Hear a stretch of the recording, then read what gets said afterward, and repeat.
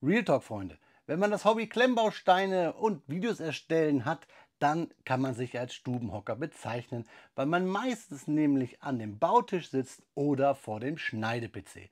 Und heute bauen wir etwas, was man damals auch hätte als Stubenhocker bezeichnen können.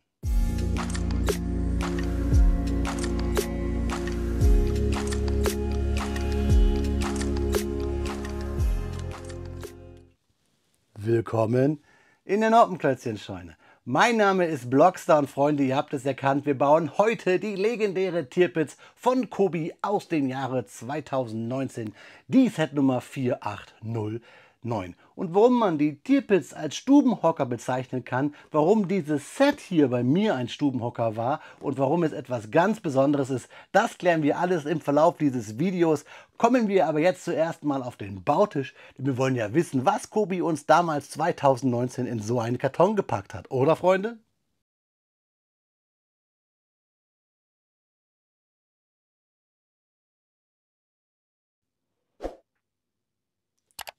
Ja, Freunde, große Namen werfen ihren Schatten voraus, auch hier auf meinen Bautisch. Das Kobi Set 4809, das Battleship Tirpitz 1984 Steinchen aus 2019 im Maßstab 1:300. World War II war die Serie damals die erste Tirpitz aus dem Hause Kobi. Interessanterweise haben wir hier kleine Nano-Flugzeuge auf dem Design des Kartons, auf dem Artwork. Hier sieht dieses Flugzeug ein bisschen aus wie eine britische Corsair. Und hier hinten soll natürlich so ein bisschen der norwegische Fjord dargestellt werden oder generell Norwegen, wobei es ein bisschen eher aussieht wie eine Map von World of Warships. Ja, das Set aus 2019, das ich von sehr, sehr lieben Menschen, beziehungsweise von einem lieben Menschen zu meinem Geburtstag damals geschenkt bekommen hat. Lieber Dirk, von ganzem Herzen noch einmal Dankeschön. Wer so eine Community hat, der hat es einfach gut, egal was war, was kommt, was bisher geschehen ist, egal ob man von Herstellern Sets gestellt bekommt, egal wie viele Aufrufe man hat, egal wie viele Kommentare, egal wie viele Likes. Ich kann einfach nur Danke sagen und bin sehr glücklich, solche Menschen kennengelernt zu haben und zu kennen. Ja, das war das Kartondesign von oben unserer Tirpitz aus der Historical Collection. Das Set ist sehr groß. Ich muss jetzt einmal hier aus dem Bild halten, um sie zu wenden. Da haben wir Originalbilder unserer Tirpitz. Fakten gibt es natürlich gleich, auch Größe und Länge besprechen wir. Interessant wird zu sein, die Erfahrung zu sammeln, wie war der Bauspaß dieser Schiffe 2019. Interessant ist hier ja zum Beispiel, dass wir ein gebautes Bordflugzeug haben. Maßstab 1:300, das Set natürlich gebaut in der EU bzw. hergestellt. Gebaut wurde es damals in Deutschland, da gab es noch keine EU.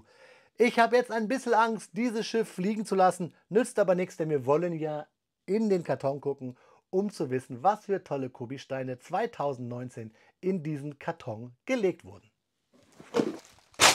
Ja, Freunde, da liegt der Inhalt aus dem Karton der 4809 des Battleship Tirpitz auf meinen Bautisch. 10 Bautüten an der Zahl, 2 Anleitungen und 2 10x16er Plates in Rot und in Hellgrau sowie eine 8x16er Plate in Hellgrau und 2 8x9er Plates in Dark Bluish Gray, würde man bei Lego sagen, sind rausgepurzelt und wie gesagt 10 Bautüten mit der alten Nummerierung von Kobi. Diese 10 Bautüten haben alle Farben von Blau, Schwarz, viel Rot, Grau und Beige natürlich, aber interessanter ist das, was in den Anleitungen steckt. Es sind 2 an der Zahl und ich habe schon gesehen, eine Anleitung hat einen Riss. Warum das interessant ist, das zeige ich euch gleich. Wir schieben mal hier die Bautüten an die Seite, damit wir uns die Anleitungen angucken können. Denn wir sehen leider, das Set, wie gesagt, ist schon länger bei mir auf dem Pile of Shame gewesen und hat wahrscheinlich dann im Transport ja, Risse bekommen in den Anleitungen, beziehungsweise in den ersten beiden Seiten der Anleitung. Wichtig, dieses Design kennen wir aus den alten Kobi-Tagen. Empfehlung ab 10 Jahren Altersklasse. Was wir hier nicht finden ist Pad Printed. Warum? Wir sehen es auf den ersten Seiten. Wir haben einen riesigen Stickerbogen, den ich natürlich anbringen werde. Deswegen ist dieses Schiff, dieses Set eine ganz besondere Herausforderung, auch um zu wissen, wie kleben diese Sticker hier nach über 6 oder fast genau 6 Jahren. Wir packen den Stickerbogen auf jeden Fall einmal zur Seite und gucken uns die Anleitungen an. Wie gesagt, das alte Design. Römisch 1, Römisch 2. Wir haben also 2 Anleitungen. Wir bauen die Tüten 1 bis 5 in dieser und 6 bis 10 in der anderen Anleitung, die hier unten liegt. Wie immer, auch heute noch, achten wir auf den schwarz-gelben Kasten, denn da sind alle Kobi-Sondersteine drin. Und dann klemmen wir drauf los mit dem ersten Baustep aus der ersten Bautüte. Wir haben keine Seitenzahlen, deswegen arbeiten wir uns von Baustep zu Baustep und dann folgend von Bautüte zu Bautüte, wie hier beschrieben. Pfeile weisen uns den Weg, hier sehen wir es, und der aktuelle Baustep ist immer farblich hervorgehoben. Wir schauen jetzt mal, wie viele Bausteps haben wir in der ersten Anleitung. 218 und was ich immer interessant finde, ein bisschen Zeitreise, auf den letzten Seiten oder der letzten Seite hier haben wir etwas Werbung aus der guten alten Zeit für viele Sets, die ich euch schon mal gezeigt habe oder euch noch zeigen werde. Findet ihr alles hier oben auf dem i auf meiner Kobi Playlist. Freue ich mich richtig drauf. Den hier zum Beispiel, den Firefly, den Sherman, den habe ich hier hinter mir stehen. Der wird auch irgendwann demnächst geklemmt und diese hier habe ich für euch teilweise schon gebaut. So ähnlich wie die Schiffe hier, wobei, wenn ich ehrlich bin zu euch, ich hier noch keins gebaut habe, aber sie liegen im Regal. Gucken wir aber in die zweite Anleitung, die logischerweise dann beim Baustep 219 mit der Bautüte 6 losgeht. Auch wieder hier ganz wichtig der schwarz-gelbe Kasten mit den Sondersteinen und darauf achten, was ihr hier angezeigt bekommt. Wie gesagt, Pfeile weisen euch den Weg und ab und zu gibt es solche Sonderkästen, die euch zeigen, wie was montiert wird. Gerade bei so einem Schiff ganz gut, dass man weiß, hier Fokus, Bug und Heck bzw. andersrum. Ja, und fertig sind wir dann. Freunde, wenn wir die ganzen Sticker hier aufbringen, ihr seht ganz viele Zahlen, weil der Stickerbogen ja auch nummeriert ist. Dafür habe ich etwas Angst, aber hey, ich weiß ja, ein paar Stunden haben wir Klemmspaß. 366 ist der letzte Baustep, wenn wir mal den Stickerschritt hier nicht mitzählen. Und dann auch hier wieder die Zeitreise, etwas Werbung in die gute alte World of Tanks Zeit, als Kobi diese Lizenz noch hatte. Und hier dann auch normale Sets in Anführungszeichen, wie das Higgins Boat, die Orsel oder die Bismarck, die wir hier irgendwann auf meinem Kanal auch nochmal bauen.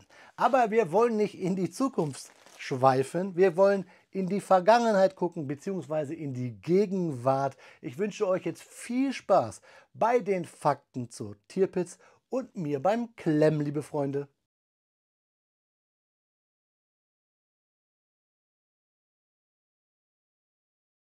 Speedbild-Zeit ist Faktenzeit. Heute reisen wir zurück in die Geschichte und beschäftigen uns mit dem wohl berühmtesten deutschen Schlachtschiff neben der Bismarck, der Tirpitz. Die Tirpitz war das zweite und letzte Schlachtschiff der Bismarck-Klasse, benannt nach dem Großadmiral Alfred von Tirpitz. Alfred von Tirpitz wurde am 19. März 1849 geboren und verstarb am 6. März 1930. Er war ein deutscher Großadmiral und Staatssekretär im Reichsmarineamt. In dieser Position war er maßgeblich für den Aufbau und die Entwicklung der kaiserlichen Marine verantwortlich. Er gilt als Vater der kaiserlichen Hochseeflotte im Ersten Weltkrieg. Kommen wir aber wieder thematisch zurück zum Großkampfschiff, das seinen Namen trug. Gebaut wurde das beeindruckende Schiff auf der Kriegsmarinewerft Wilhelmshaven. Der Kiel wurde am 2. November 1936 gelegt und nach fast 3 Jahren Bauzeit lief die Tirpitz am 1. April 1939 feierlich vom Stapel. Das Schiff wurde schließlich am 25. Februar 1941 offiziell in Dienst gestellt. Die Maße der Tirpitz waren beeindruckend. Das Schiff war 265 Meter lang, hatte eine maximale Breite von 36 Metern und einen Tiefgang von maximal 10 Metern. Ihre Standardverdrängung betrug etwa 42.200 Tonnen und voll ausgerüstet brachte sie über 52.600 Tonnen auf die Waage. Angetrieben wurde sie von 12 Hochdruckdampfkesseln, die eine Leistung von 163.000 Pferdestärken erzeugten. Damit erreichte die Tirpitz eine maximale Geschwindigkeit von etwa 30 Knoten, also rund 56 Kilometer pro Stunde. Die Reichweite betrug bei 19 Knoten etwa 8.800 Seemeilen. Bewaffnet war die Tirpitz äußerst stark. Ihre Hauptbewaffnung bestand aus 8 38 cm Geschützen, verteilt auf 4 Doppeltürme. Unterstützt wurde diese Hauptartillerie durch 12 15 cm Geschütze sowie zahlreiche kleinere Flugabwehrkanonen unterschiedlicher Kaliber. Obwohl die Tirpitz als Schwesterschiff der berühmten Bismarck ursprünglich für den Einsatz im Nordatlantik gedacht war, kam sie dort nie richtig zum Zuge. Stattdessen wurde sie überwiegend in norwegischen Gewässern stationiert, um alliierte Konvois zu bedrohen, die dringend benötigte Hilfsgüter in die Sowjetunion brachten. Ihre bloße Anwesenheit zwang die britische Marine, erhebliche Kräfte für ihre Überwachung bereitzuhalten, ein Effekt, den man später als Fleet in Being bezeichnete. Die Tirpitz nahm an mehreren Operationen teil, beispielsweise beim Unternehmen Sportpalast im März 1942, als sie versuchte, einen alliierten Konvoi anzugreifen. Dieser Einsatz musste jedoch aufgrund schlechten Wetters abgebrochen werden. Im Juli desselben Jahres lief sie beim Unternehmen Rösselsprung erneut aus. Doch britische Aufklärungsflugzeuge entdeckten sie frühzeitig, wodurch sie erneut zum Rückzug gezwungen wurde. Einer der wenigen tatsächlich ausgeführten Einsätze war im September 1943, als sie gemeinsam mit dem Schlachtschiff Scharnhorst alliierte Wetterstationen auf Spitzbergen beschoss. Die Briten versuchten mehrfach, die Bedrohung durch die Tirpitz auszuschalten. Das Schiff wurde wiederholt Ziel alliierter Angriffe, darunter U-Boot-Angriffe, Luftangriffe und sogar Einsätze speziell entwickelter Mini-U-Boote, sogenannter X-Craft. Am 22. September 1943 beschädigten britische Mini-U-Boote die Tirpitz so schwer, dass sie über 6 Monate außer Gefecht gesetzt wurde. Doch erst am 12. November 1944 gelang es den Alliierten endgültig, die Tirpitz zu versenken. Britische Lancaster-Bomber der Royal Air Force trafen das Schiff mit speziellen 5,5 Tonnen schweren Tallboy-Bomben in Tromsø, Norwegen. 2 direkte Treffer und eine schwere Explosion sorgten dafür, dass die Tirpitz innerhalb weniger Minuten kenterte. Dabei verloren etwa 1200 Besatzungsmitglieder ihr Leben. Heute liegt das Wrack der Tirpitz teilweise zerlegt nahe der norwegischen Küste und ist sowohl Mahnmal als auch Erinnerungsort für eines der berühmtesten und tragischsten Kapitel der Seekriegsgeschichte des Zweiten Weltkriegs. In Norwegen gibt es am Altafjord sogar ein Museum, das sich speziell der Geschichte dieses berühmten Schiffes widmet. Vielen Dank fürs Zuschauen und Zuhören der Faktenzeit. Wenn euch das Video schon bis hierher gefallen hat, lasst gern einen Daumen nach oben und ein Abo da. Nun aber viel Spaß beim eigentlichen Review der legendären Tirpitz von Kobi. Nach 5 Stunden Bauzeit stehen diese 85 cm ABS, Klemmbausteine und etwas Klebefolie, etwas viel Klebefolie hier auf meinem Bautisch. Das Kobi-Set 4809 aus 2019. Die einsame Königin des Nordens, wie sie Winston Churchill nannte. Die legendäre Tirpitz, das Schwesterschiff der Bismarck. 5 Stunden purer Bauspaß. Ziehen wir aber mal eine halbe Stunde ab, die ich gebraucht habe für die Sticker. Denn alles das, was ihr hier so an Tarnung seht, die Bullaugen, diese Türchen, die Rettungsringe und so weiter, sind alles Aufkleber, die überhaupt keinen Spaß gemacht haben und die für mich auch hier das Bauerlebnis getrübt haben, denn sonst hat der Bau dieses Schiffes richtig Spaß gemacht und ich kann mir vorstellen, wäre ich 2019 schon so deep drinne gewesen und so mutig und hätte dieses Schiff damals schon besessen. Ich glaube, ich wäre damals auch sofort süchtig geworden von diesen Großkampfschiffen von Kobi. Ich habe euch die Shah Nostrum vorgestellt, ich habe euch die Hood vorgestellt, ich habe euch die Akagi vorgestellt und nun halt die Tirpitz. Und es werden auf jeden Fall noch einige Schiffe hier folgen, denn es ist schon top-notch, was Kobi hier liefert. Das kann kaum einer toppen, gerade durch die Kobi-Steine, die einfach über allen erhaben sind, meine Meinung. Ja, trotzdem müssen wir natürlich über die Bauanleitung reden, wir müssen über diese blöden Sticker reden und wir müssen natürlich auch noch mal ein paar technische Details und historische Fakten klären. Die kriegt ihr trotzdem jetzt noch mal on top. Was ich ganz toll fand bei diesem Bau ist, dass man relativ zügig den Rumpf baut, schon fast mit der ersten Anleitung, weil ich finde immer, man fühlt sich wie so ein Schiffbauer und es ist immer cool, wenn man so auf Kiel gelegt das Ding hat und schnell der Rumpf so fertig ist und dann man später die Aufbauten baut. Das macht richtig Bock. Wir bauen natürlich hier viel mit Snot-Technik, das heißt, wir haben hier viele Konverter drin, damit wir Noppen an den Seiten haben und klatschen dann, so sage ich es mal salopp, dann die Verkleidung des Schiffes sehr drauf. Wir haben sehr viele unterschiedliche Slopes hier. Ich habe es gar nicht gezählt, wie viele, aber ich würde es mal locker sagen, 10 bis 12, 15, keine Ahnung, damit wir hier diese ikonische Schiffsform unseres Schlachtschiffes, unseres schweren Großkampfschiffes hinbekommen. Bevor wir aber jetzt so richtig deep einsteigen, noch einmal ganz kurz back to the basics. Folgende Steine sind über. Wir haben ganz viele Kettenglieder über, weil Kobi die, glaube ich, in den 2 Tüten, die dabei waren, einfach standardmäßig immer gleich drin hat. Deswegen haben wir was über. Wir haben 2 Bügelperlen über. Wir haben hier so einen Trend Clear Bolzen über und natürlich eine C-Clamp und hier so einen Bügelperlen-Applikator in Gelb. Wie immer bei mir in so einem kleinen Zipbeutelchen und geht jetzt nach da hinten, boing, weggeworfen, in meine Restekiste. Die seht ihr nicht, die steht hier rechts außerhalb des Bildes. Was ich euch empfehlen kann, ist, wenn ihr schon habt, einen oder vielleicht sogar 2 der Kobi-Teiletrenner. Die habe ich benutzt, natürlich, wenn ich mich mal verklemmt habe.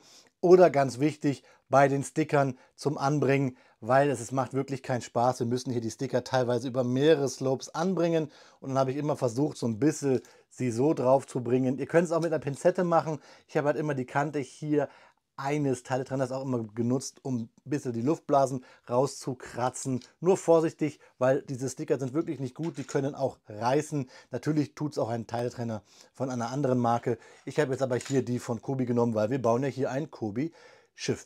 Ja, lass uns mal ganz kurz sprechen, nochmal über die Bauanleitung, über lustige Bautechniken, nämlich zum Beispiel im Baustep 94.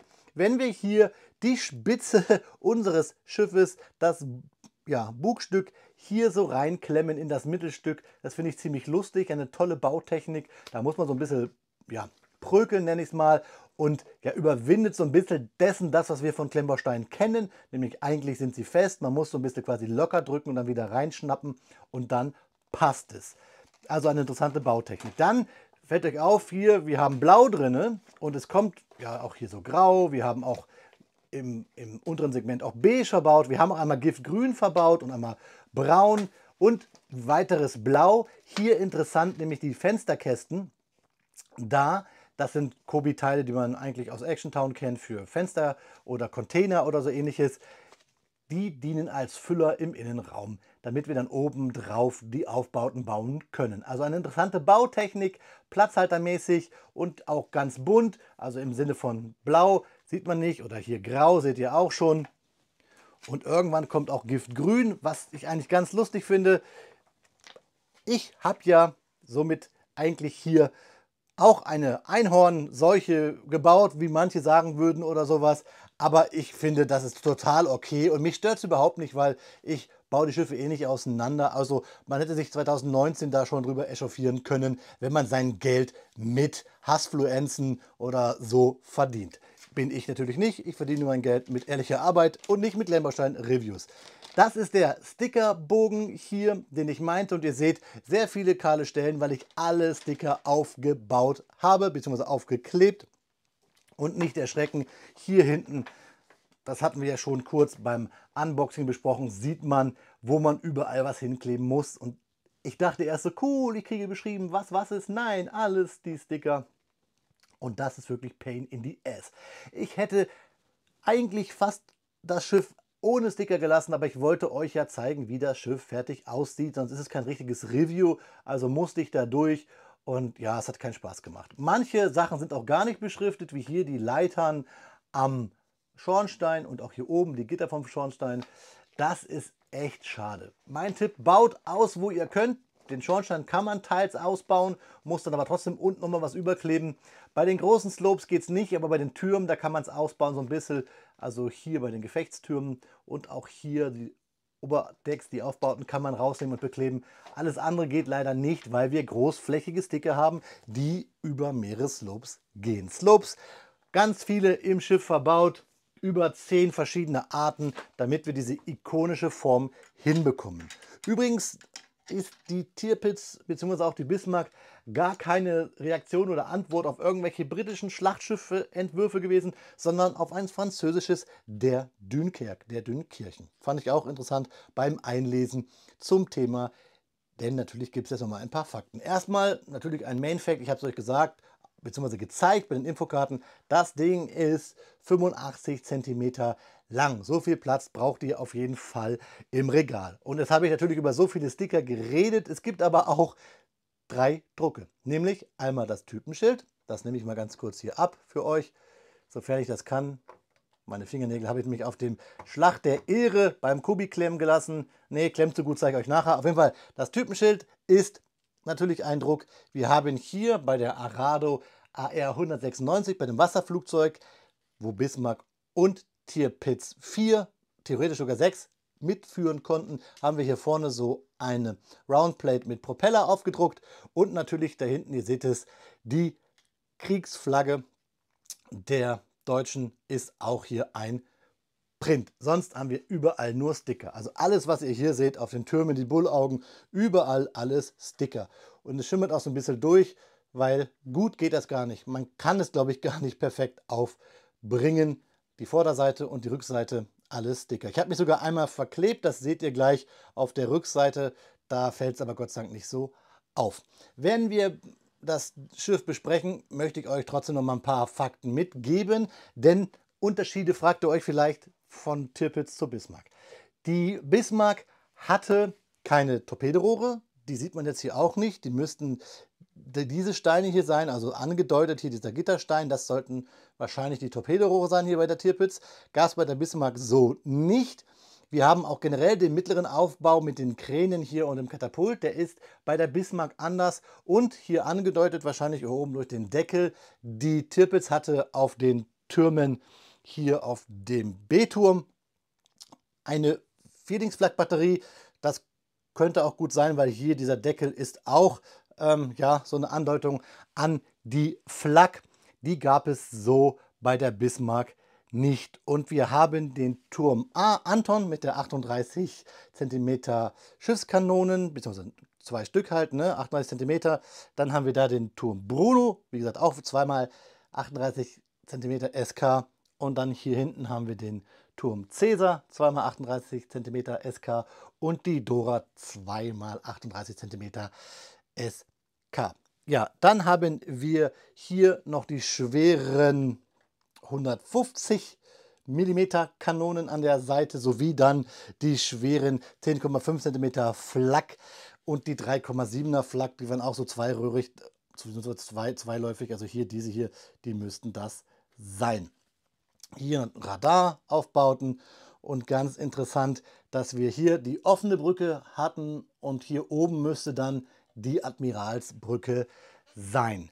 Die Kessel müssten ungefähr hier gewesen sein, direkt unter den Schornstein, dann hier das Getriebe und dann da unsere 3 Schiffsschrauben. Die Rettungsboote sowie Entfernungsmesser und so weiter, das hat man hier nicht so gut, man hat ein paar Scheinwerfer da.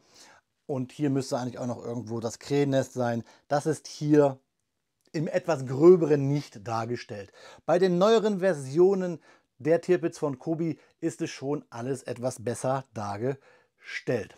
So, hier haben wir den Stand. Hier haben wir jetzt einmal von der einen Seite, dann einmal von vorne. Ist schwierig, aber ich halte es euch gleich rein. Wir drehen sie einmal hier, unsere Tierpits. Ihr seht die Aufbauten von oben. Und jetzt seht ihr hier die Rückseite, die etwas komplizierter beklebt ist. Ihr seht es, aber ihr seht überall hier die Schatten. Das ist geschuldet dieses Klebestoffes, der nicht so gut ist. Und ja, ihr habt es vielleicht gemerkt, da an dem Turm habe ich mich verklebt. Da seht ihr es, dass es nach unten geht, diese Lüftung. Und das gleiche hier auch. Fällt nicht auf, denn das Schiff wird natürlich andersrum mit der Plakette bei mir im Regal stehen. So, jetzt schauen wir es uns aber nochmal detailliert an, von hinten nach vorne. Denn wir haben hier hinten unten die Ruderanlage doppelt. Wir haben die 3 Schrauben, einmal hier mittig, dann links wie rechts, mittig hier so als Steg rausgeragt. Dann haben wir hinten natürlich die Flagge, die Bullaugen, wie gesagt, hier alles über mehrere Slopes beklebt. Dann die Bewaffnung, die Hauptbewaffnung mit dem weißen Spritzwasserschutz, die typische Holzvertäfelung des Deckes hier in beige gehalten. Dann die Aufbauten weiter. Ich habe es euch gesagt, eigentlich würde hier hinten noch Vierlingsflak stehen. Die hat man jetzt hier auf dem Turm nicht aufgebaut. Dann, ihr seht es, die Aufkleber, die über mehrere Slopes müssen. Und ja, das läuft nicht gut, weil sie teilweise zu groß sind, zu lang sind. Ich habe es versucht, halt mit den Teiletrennern reinzudrücken. Ja, die Aufbauten hier sehr schön. Da oben der Hauptmast, dann die Kräne, die mittlere Artillerie hier an der Seite. Dann, wie gesagt, von mir die Vermutung der Torpedorohre. Dann das Katapult mit dem Flugzeug einmal in die andere Richtung, aber ich zeige es euch ja gleich von vorne. Dann hier auch wieder Flak. Übrigens, hier kann man ganz gut sehen, auch hier bauen wir Snot-Technik und dann hier wieder die mittlere Artillerie, die Rettungsboote, Radar, der Turm, die offene Brücke und dann hier oben eigentlich die Admiralsbrücke. Dann hier auch wieder Beklebungen und dann unsere Hauptbewaffnung wieder und hier die Tierpits von vorne mit der Ankerkette, die hier so runterbaumelt. Und auch hier da Kleber auf den Türmen mit diesem riesigen Rettungsring. Und dann hier die Hauptbewaffnung, die wir natürlich so drehen können zur Breitseite und einzeln verstellen können, wie auch in echt. Hier von vorne. So massiv, toll, schöner Bau auch. Eigentlich nur drauf gesteckt. Ich weiß nicht, ob ihr das im Speedbild gesehen habt. Ich will mal gucken, ob ich es rausmachen kann. Damit ihr mal seht, wie toll, was für verschiedene Bautechniken wir haben. Hier so Baurichtungsumkehr auf hier diese 1x1er mit dem Stab raus. Und da drücken wir dann die Spitze einfach drauf. Und schon haben wir hier die Bugspitze unserer Tierpits. Dann wieder Klebermassaker. Aber ihr seht es schon trotzdem, diese vielen Slopes. Richtig cool. Das macht Spaß. Also ich kann die Faszination für Kobi-Schiffe total nachvollziehen. Hier die Hauptbewaffnung, auch da wieder Kleber. Ja, ihr seht es, da sieht man diese Luftblasen und das alles, obwohl ich es hart abgeschoben habe mit den Teiletrennern. Die Hauptbewaffnung, die Sticker. Der Turm, der hier mit so 2x2er rounded ist, daher kann man den auch ganz easy abnehmen. Falls ihr ins Regal packt und mal entgegenkommt. Dann der Hauptmast wieder, dann das kleine Flugzeug. Ich packe jetzt mal die Tierpits kurz vom Stand runter. Das passt ganz gut. Dann kann ich euch nämlich den Stand einmal zeigen. Das Gute ist auch, die Schrauben hier brechen nicht so ab. Also man kann das auch ruhig so hinstellen. Die biegen sich ein bisschen nach oben, aber sie gehen nicht so leicht kaputt. Da haben wir das Schildchen für diesen massiven Stand. Da haben wir die Noppenaufnahmen und wer kann ich es jetzt einmal abmachen? Ach, ihr seht es, die guten alten Kubi-Steine. Jetzt wissen wir, wo sie damals diesen Mythos her haben, dass man sie eigentlich nur noch mit einer Atombombe trennen kann. So, jetzt da, zack, da ist dieses Typenschild in weiß. Edel, schön maritim, finde ich. Und dann dieser Stand. So, jetzt zeige ich euch aber natürlich nochmal das kleine Flugzeug, das auch super cool ist, weil es war damals halt State of the Art, es einfach Brickbuild zu machen, in diesem Grünton, dunkelgrün. Einfach eine 1x5er Plate, eine 1x3er Plate. Hier vorne dann wieder so einen Konverter, da drauf dann dieses Transclear-Teil für den Propeller, eine 1x1er Teil und hinten dann eine 1x3er als Höhenleitwerk und hier sein Rounded Slope als Seitenleitwerk. Und schon haben wir unsere Arado, die wir hier dann in die Mitte der Tirpitz stellen können. Auf die Noppen. So, zack. Und dann zeige ich euch natürlich noch den Rest. Sie ist relativ schwer. Ich kann mir sogar vorstellen, dass sie schwimmen könnte, weil wir haben hier innen drin ja relativ viel Hohlraum. So, ihr seht die Sticker, wie gesagt, viel zu groß eigentlich, dass sie draufpassen, als dass sie draufpassen würden und zu lang. Trotzdem oben hier auf den Aufbauten, da würde ich gar nicht meckern. Hier unten, schade, dass es so ist. Und dann sind wir wieder hier am Heck mit der Fahne angelangt. Und ich sehe gerade, die ist sogar hier so ein bisschen verschmiert. Skandal! So, noch einmal von der Seite, beziehungsweise von oben. Und von unten auch noch mal kurz. So wie sie dann ja gekentert im Fjord in Norwegen lag. Ihr habt es ja gerade gesehen. Massives Teil. So, ich nopp das jetzt mal wieder hier so drauf. Schieb sie wieder so in diese ja fast ikonische Art, wie sie auf dem Karton steht. Die Türme, die ich erst dachte, oh Gott, die schlackern ja wild rum. Nein, die schlackern hier wild rum, die mittlere Artillerie. Während sie hier oben relativ fest ist. Hier ist sie leicht. Da auch, weil sie einfach ja nur mit so einem 1x2er Stein, der ein Loch hat, also ein Technik-Brick, auf so eine Achsaufnahme mit einer Bügelperle sitzt. Und da kommt dann dieser Turm so drauf. Das haben wir bei vielen dieser Geschütze. Bei anderen haben wir sie einfach nur ganz simpel mit diesen Antennenstiften in diese Sea-Clamps reingedrückt auf eine Bar, auf eine weitere Sea-Clamp und dann hier in einem Brick Modified mit Loch nach oben reingedrückt und fertig. Hier klappt es auch wunderbar. Wer meine Reviews kennt, der weiß vielleicht, bei dem einen oder anderen Panzer bei Kobi, wo man auch so bauen soll, hat das in der Neuzeit nicht so gut geklappt. Hier wunderbar. Also ein richtig schön historisches Set. Einmal wegen dem Thema und auch, weil es halt eines der ältesten Schiffe so von Kobi war. Wir müssen uns ja nur die Werbung angucken in der Anleitung, so wie ich euch das gezeigt habe beim Unboxing. Ganz wichtig noch vielleicht, historische Fakten. Der Kommandeur der Luftwaffeneinheit, die die Tirpitz beschützen sollte, wurde später angeklagt und sogar ins Gefängnis gesteckt. Man hat ihn so verantwortlich gemacht, warum die Bomber bei der Operation Cataclysm, als die Briten das Schiff versenken wollten, warum die Luftwaffe diese nicht abgefangen hat. Er wurde später rehabilitiert und ist dann noch mit der Me 262 Einsätze geflogen, meine ich. Aber da seht ihr schon mal die Tragweite, dass also hier wirklich auch die Führung sehr, sehr erbost war. Die Tirpitz hatte auch noch die Rolle, das hatte ich in den Fakten nicht erwähnt, nämlich zum Schutze der Ostsee vor der sowjetischen Marine. Also es sollte auch ein Ausbruch der sowjetischen Marine in die Ostsee verhindert werden. Deswegen halt auch dieser Einsatz dort oben in den Fjorden zur Sicherung der deutschen Interessen hier im Ostseeraum und halt im Nordatlantik.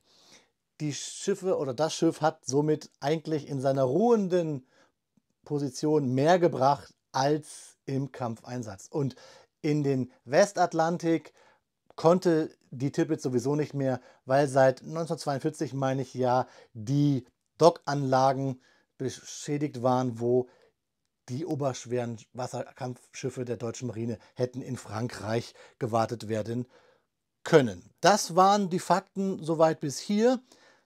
Wenn ihr noch Ergänzungen habt zu Tirpitz, schreibt mir das gerne mal in die Kommentare. Wichtig noch ein Fakt, der mich interessiert, weil es eines meiner Lieblingsflugzeuge war. Die Corsair, die ich euch schon mal gezeigt habe hier auf meinem Kanal, haben die Briten ja benutzt bei ihrer Marineluftwaffe und die Corsair hat mit Einsätze geflogen gegen die Tirpitz.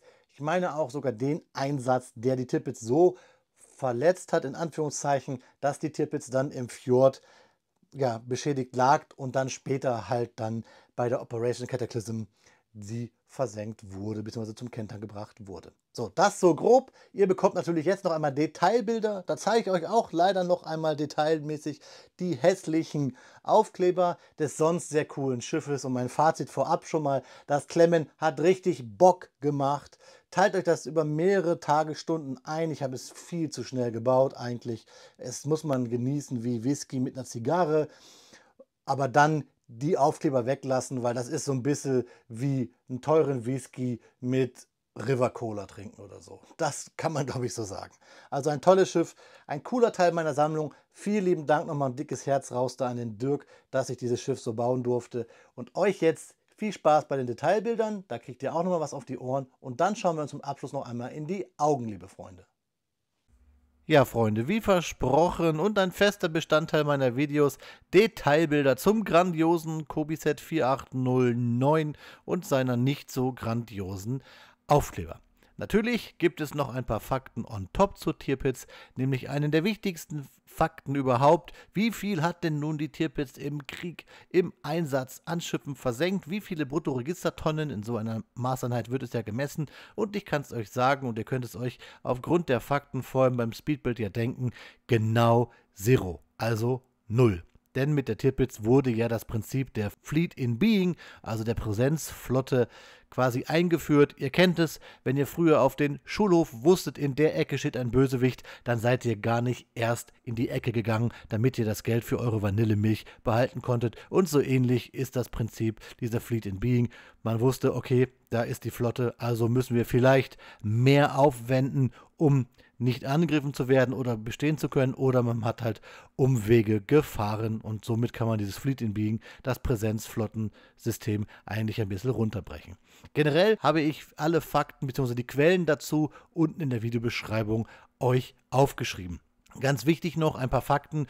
Die Seekriegsflagge der Tirpitz findet ihr heute in der Marineschule in Mürwitz. Man findet auch Metallplatten in der Stadt Oslo in Norwegen von der Tirpitz. Die werden heute noch dort benutzt als Kanaldeckel, habe ich gelesen.